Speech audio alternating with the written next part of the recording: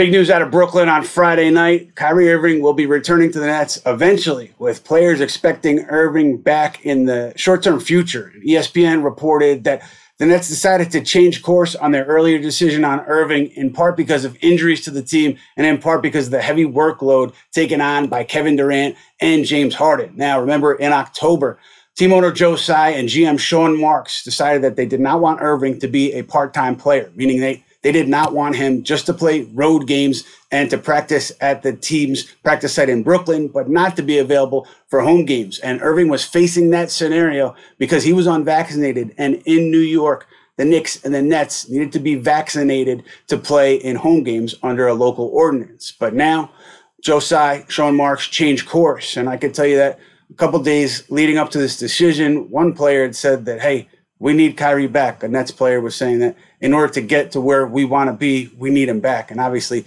that's winning a championship. And I can also tell you that in the days leading up to that first decision, when Tsai and Marks decided they did not want Irving around as a part-time player, there was some support from significant people in the organization for Irving to be around as a part-time player. They had kind of almost settled on that idea, at least some of the people in the organization had, that it was okay for Irving to come and play part-time and play on the road and not play at home games.